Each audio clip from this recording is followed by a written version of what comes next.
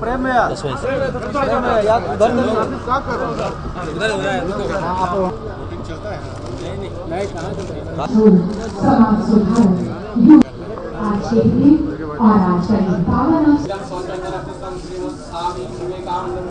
बोलो ना क्या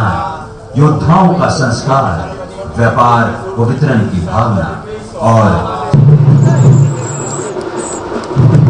संपन्न हो रहा हो।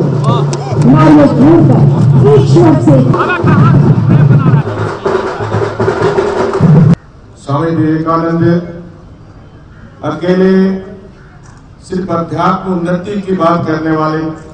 एक मार्गी सन्यासी नहीं थे, बल्कि उनके अगर विचार को जाने, उन्हें समझे, उन्हें पढ़े तो भारत की आंतरिक ऊर्जा को प्रभावित करने वाले व्यक्तित्व के व्यक्ति थे।